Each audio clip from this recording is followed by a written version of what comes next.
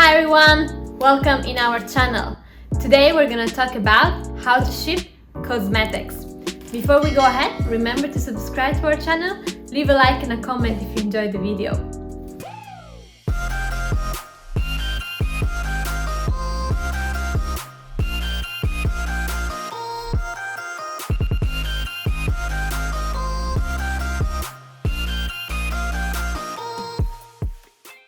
Moving forward with our topic, today we're going to talk about how to ship cosmetics. First of all, as we always say, we need to make sure that we comply with the requirements and especially with the labeling. So make sure you understand about the guidelines and all the little, let's say, booklets or the labels on the products. If you notice, for example, on the nail polish, there's always the barcode that is a very little label that contains a lot of information despite being so small. Especially for nail polish, you really need to give as much information as possible. You need to comply with labeling. But overall, let's say that you need to comply with the requirements and labeling for the specific country, the destination country. Let's take the European Union as an example. So you always need to show a certain amount of information, and those specific information on the products, no matter what it is. Basically, if it's nail polish, if it's like just some general makeup, a lipstick, and so on. So it's important to always share and show and inform your customer about the ingredients, the substance that contain in the cosmetics, especially when you ship creams. And overall, when you want to introduce a new product in the European Union, you need to register and notify the European Union about this new product. And how do you do that, you may wonder? You need to notify the new products and fill in a very long form, unfortunately, on the CPNP, which is a portal the European Union, let's say, made available for all of us so that we can use it to notify them about the new products. So once you fill in all the information through the portal, the European Union is going to review, let's say a commission, is going to review your, let's say your form and all the information that you share and approve or not your product. So they need to be notified because they need to understand and assess the potential risk for the health of every individual in the European Union. So make sure you know about that and you check and you fill in the requirements and basically this form on the CPNP and notify the European Union. But overall, there are no big restrictions except for the substances that cannot be, let's say, used or contained in certain cosmetics, which you also find list in the European Union website. Also, when you ship cosmetics, you should identify what is actually a dangerous good and what is, dangerous basically, and what is not. So powder can be, let's say, restricted. Also, let's say the blush, you can have the powder, the terracotta, for example, but maybe for lipsticks, not really. But for toners, for example, those can be, let's say, harmful because they're flammable. Basically, they can be flammable if they contain alcohol. And that's the same for nail polish. Basically, you can't ship nail polish via air. So that's why it's actually quite difficult to move nail polish all over the world, because especially via air, because they are flammable, right? And anything that contains alcohol in general or anything that is flammable can be shipped via air, full stop. And overall, anything else that also contains alcohol that is flammable, like toners, some toners or cleansing foams for face, right?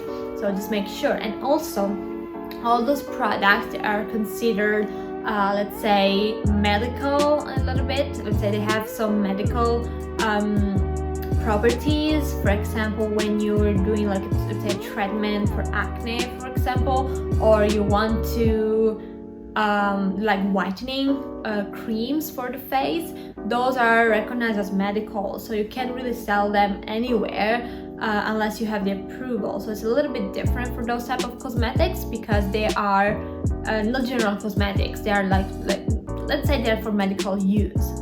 In the US, there's the FDA that regulates, not all cosmetics go through the FDA, of course, and it's like supplements, they don't need the FDA approval because they're regulated as food, but you still need to follow their let's say, requirements, and that's pretty similar with cosmetics too. So overall, I mean, the main problem may be US and EU. Generally, Australia follows the EU rules. So if you are approved to ship and to import in the EU, then you can kind of feel a little bit safer to ship as well and to meet the requirements for Australia, for example. And for UK, that's a good question. Now the UK is not anymore in the EU, they are building the same, let's say, logic, but we always have those 2 years transitioning. It's like the UK CA labeling, like the CE labeling. So when you have the mark CE, it means you can ship, it's approved to ship to the EU. And for the UK, now that it's not in the UK anymore, you have the UK CA mark label. But there's a 2 year transition period where you can still use the CE, and that's the same for the standards, let's say for cosmetics, the CPNP.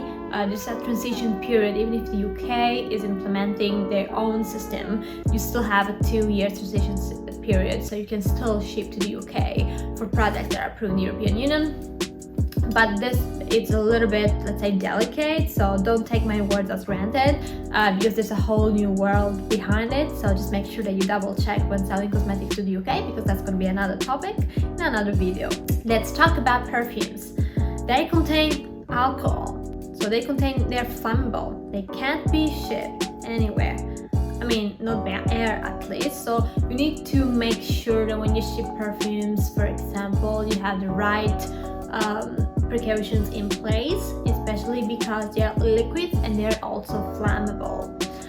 Overall, when you sell something, for example, you have a little marketplace or you're reselling goods that have a brand, you actually need to be careful, because you can't simply sell any perfume that is not your own brand anywhere in the world. You need a license, because, for example, you ship something for Armani in Bangladesh, for example, and Armani doesn't have any local store or any store that sells perfumes, and they don't sell perfumes there, then you can't do it. You can't use and drop ship, or even if they give you the license to sell, for example, in Hong Kong, you need another license to sell in another market, because that's not your product, and their brand image is going to also be affected as well. So there's also a whole new world behind that too.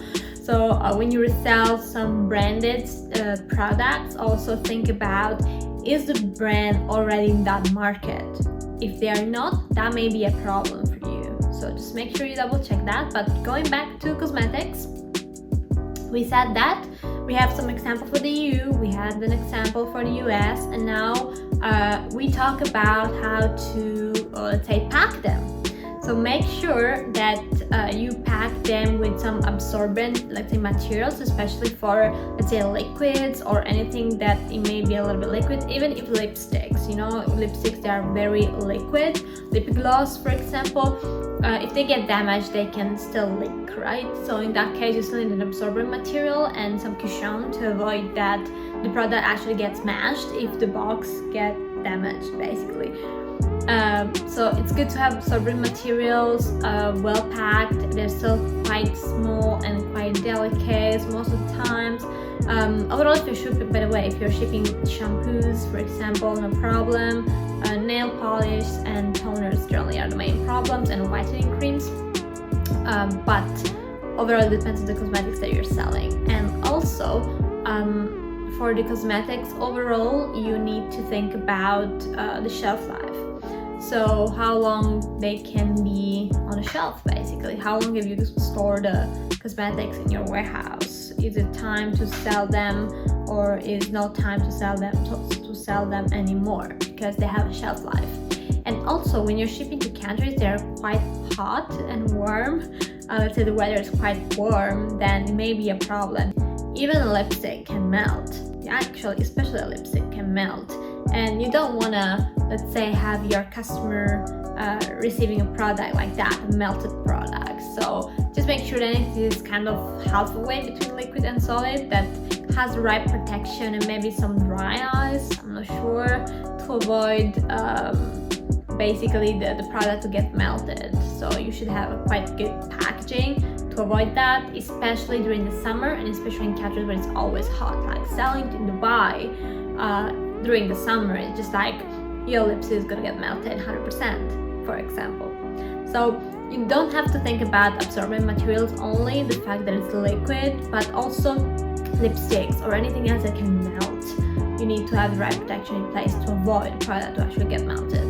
And also the fact that you need to think about the shelf life when you sell it. You inform your customer how long have you kept that stock in the warehouse and so on. Just be careful about that. And overall, especially because of the heat and the warm weather, it may be worth it to insure your goods. So if they actually reach a destination and they're melted, they're still considered as damage in some cases. So you can buy insurance and you can get covered, and in case they melt, then you can still get refund and claim back from the insurance.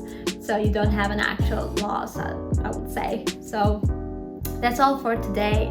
Thanks for watching. Let me know if you have any questions. I will be happy to make a new video out of it. See you in the next one.